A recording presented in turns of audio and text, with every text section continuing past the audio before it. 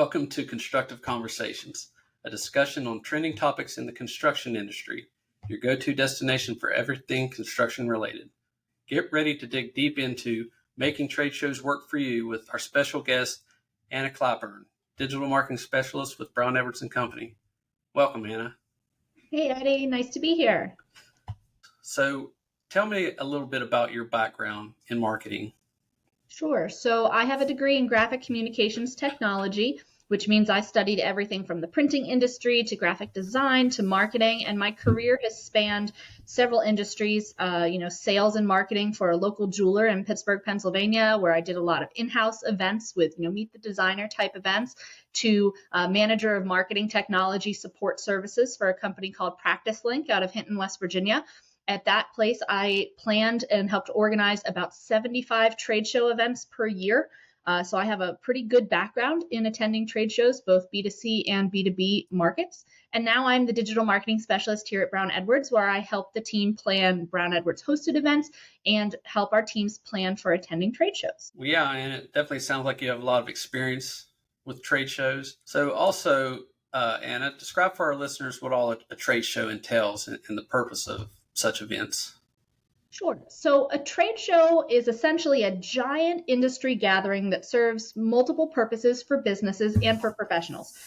For starters, it's a way for businesses to showcase their services and their products. It's good for industry networking and relationship building. And then it's also great where you can learn about industry trends, and professionals can earn CPE at a lot of these types of events. There's a lot that is involved in the planning of it. Like, for example, a lot of trade shows allow you to have sponsorships. So if you have a sponsorship, you might have some kind of specialty item involved in that. You could be a presenter. So you'd have to put together your presentation, and there's certain applications and such that go along before the event to be selected as a presenter. You, of course, have your booth or your table display, which can include everything from the tablecloth to signage and brochures and swag, because everybody likes a good giveaway.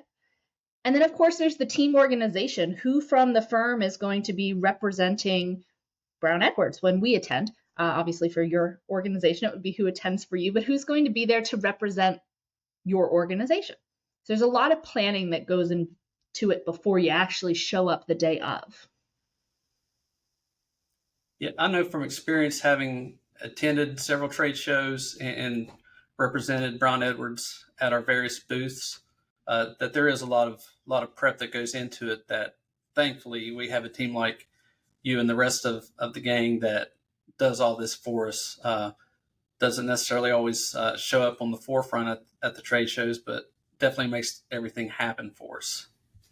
Absolutely. And some of that prep work can take months in advance of the event, depending on the size of the event. If it's a large scale event, it can take months, especially if you would like a presentation opportunity. I know that Billy Robinson had to submit for his CFMA presentation at the national conference that he did, and even at the regional conferences. And those presentations are selected months in advance, which means we then have to prepare months before the months in advance in order to do that. And then we want to create a experience for people attending that surrounds not only the booth, but also Billy and his presentation. So there's a lot of prep work that goes into it before anybody even hits the showroom floor. Yeah, and having been at several of these trade shows, we do know that a lot of it is about the swag. So getting good swag on the table for people to come and stick in their bags is definitely one of the most important things. Well, shouldn't be, but that's what we see a lot of, is it's all about the swag. So yeah, you want the right swag. You don't want something that someone's going to take and, give the chew toy to their dog, or, throw something in the trash can, or give something to their kid. That doesn't do much good for you if that person, the person you're trying to communicate with, isn't utilizing that swag. Yeah. I mean, I probably owe fresh potato chips to Brown Edwards and the refrigerator magnet paper clip or chip clip bags. If not, all my chips would be stale at my house. That's definitely one of the best giveaways that we've had. I know people laugh at that when people ask me, what kind of swag is good? It's like, it might sound boring, but a chip clip. Yeah, chip clips and definitely. pens and things that are practical that someone is going to use. I mean, just thinking about a pen, somebody takes that pen and they put it in their bag, and it either ends up on their desk at work because they're unpacking that bag from the conference or the trade show that they went to, and it ends up on their desk and they reach for it and they look down and they see the Brown Edwards name just throughout their day. And, something might come up and they have, an accounting question or something, and they're like, oh, yeah, I met that guy. Look, here's the pen. Let me reach out and find that guy and talk to him. Yeah. So talking about swag and everybody filling their bags with all the chip clips, and you have to prepare for this. You have to make sure that you have enough in stock and sent to all the trade shows. What's the average foot traffic that you see at these events? And I'm sure it varies by each show. It does. Generally, before an event, the host of the trade show, the association, will give you some kind of idea of how many people have registered, and you can go based on that. So, but that's not the same as foot traffic, because not everybody that attends the conference is going to stop by your booth. I mean, ideally, you want that to happen. But there are some things that you can do to help make that happen. You can increase the foot traffic by having some kind of draw to your booth. Brown Edwards has done this in several ways. We've had a trivia game where you can go and answer the trivia and try and win prizes. There's ones where we play music. Currently, we're giving away a JBL speaker, a branded JBL speaker, and music for a year through your subscription service of choice. So we're playing music at the booth and we're getting people to come in, and also a spinning wheel where you can spin wheels for prizes. That noise of the click as that spinning wheel goes around draws people in. So doing things like that can get other people to come to your booth is always going to increase foot traffic. Yeah, maybe another good giveaway would be a year-long subscription to this podcast. There we go. Absolutely. We'll give it Wait, away to everyone for free. Alexa's telling me in my ear that this is free anyways. So It is. we'll have to think of something else. So what are some of the bigger trade shows that you've been a part of? I would say the biggest one that I've ever been a part of was in my former role, and the conference is called AAPPR, the Association for Advancing Physician and Provider Recruitment. And this is not your average trade show. We didn't have a table with a cloth over it. We had a three-dimensional 20-foot by 20-foot booth with a sign that was physically attached to the ceiling, dangling over top. We had 4 different TV screens and different giveaway at different times of different days. It was a 3-day event. We organized book signings as part of our sponsorships, and we were the keynote speaker. We introduced the keynote speaker. We had a client event as well as part of this, where we invited all of our clients to this individual event, which we then hosted. So this was a huge, massive trade show for us, and we earned a great deal of business from it. So it was worth the investment of both the time and financial investment to reach out to these individuals. What were some of the things that you do that sets yourself apart from other exhibitors at trade shows? Well, one thing, I'm not sure if it sets everyone apart, but you want to make sure that your table is well branded. And by well branded, I mean you want to make sure that you are using your own table drape that has your logo across the front of it. You want to make sure that you have signage that matches that. And it could be, I know the construction niche for Brown Edwards has signage that's specific to construction and a different signage that is specific to the firm. You want to have branded brochures or whatever literature it is that you're going to be giving away. If somebody wants to have a takeaway, you want to have that. Although that's not as common nowadays, you want to make sure you have something for that person that might want it. You want to make sure that you have swag, which is branded with Brown Edwards on it. You also want to make sure you have approachable team members. And by approachable, I mean somebody who's not sitting down in the booth working on their laptop, because nobody wants to come up and talk to somebody who has their nose in a laptop. You want to make sure that you are engaging with people and have that engaging element, like what I discussed before with the spinning wheel or the music or the trivia, something like that. And of course, everybody does a drawing of some sort, but make sure that your giveaway is something that is intriguing to people. This year, as I said, we're doing the JBL branded speaker with a 1-year subscription to whatever music streaming service you like. Last year, we did a branded solo stove, which really stood out in comparison to the giveaways for the $100 Amazon gift cards, for example. Solo stove really stood out against that. So those are some things you can do to set yourself apart from the booth next to you. Yeah, I believe you definitely hit it on the nail on the head right there about setting yourself apart. We were at a trade show last year, and they had us set right beside of another CPA firm.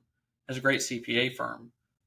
We were giving away a solo stove, so all of a sudden, I already knew that we had kind of the more attractive booth. Maybe, I mean, who doesn't want a solo stove? I've been trying to get one from the firm for a while now. Maybe I'll get one of those speakers. So tell us about some of the wins from participating in these events. Sure. Well, the obvious win is if you meet somebody and they become a new client. So sales, that's the obvious win, but that's not the biggest win. The biggest win are the new contacts that you make, because you might meet somebody at a trade show this year and they're not ready to buy. But if you build that relationship with that person over time, next year, the year after, maybe they will be ready to buy and you're going to be the person that they think of because you've built that relationship with them.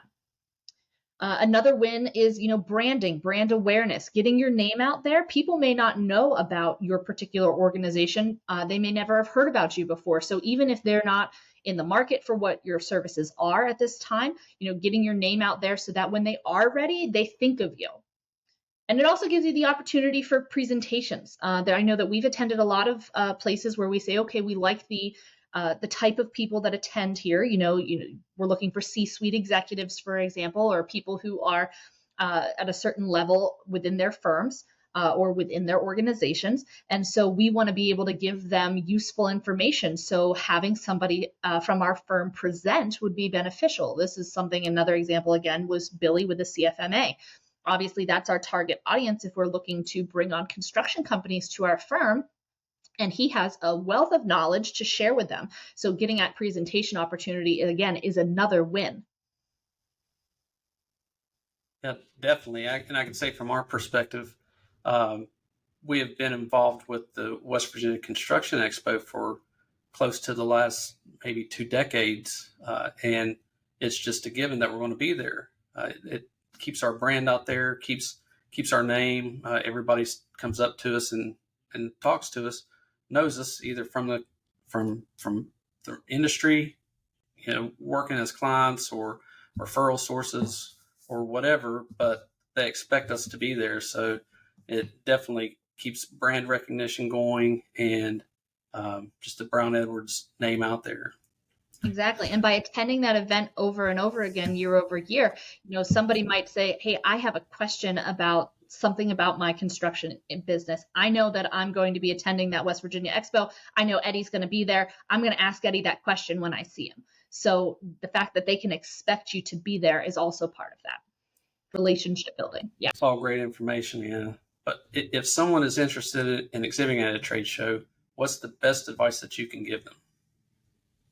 4 things. The first thing is to have a goal. Don't just attend a conference for the heck of it. I mean, make sure that you should be there. Find out who attends these conferences. If you're looking to reach, say, CFOs of companies and only controllers attend this type of conference, then that's not the conference for you. You're not going to reach your target audience of who you're looking for.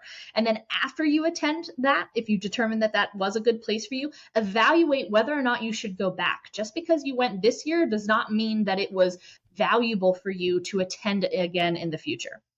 The next thing is engage. You don't go to just stand around or work on your laptop and, engage with the people that are there. You're there to talk to them. So do that. Make sure you're branded. Like I said before, make sure you have that table drape, your swag, business cards, literature, any kind of signage that you might have. Make sure you're branded so that when somebody sees that, you're recognizable instantly. And then the last thing is to follow up with any leads or connections that you make. Make sure you're building those relationships. Even if it doesn't turn into a sale now, it could turn into a sale or some kind of referral source in the future. So make sure that you're following up with those. That's great advice. And this has also been a great conversation about trade shows. But unfortunately, that brings us to the end of another episode. So, Anna, I want to thank you again for being a guest on today's podcast. And how can our listeners get in touch with you if they have any questions on trade shows and marketing? Absolutely. Thanks, Steve, so much for having me. You can connect with me on LinkedIn, Anna Clyburn, or you can email me, aclyburn@becpas.com. As we wrap up another riveting episode of Constructive Conversations, we thank you for joining us on this journey of exploration and discovery. Until next time, this is Eddie Thompson saying, keep on building, America.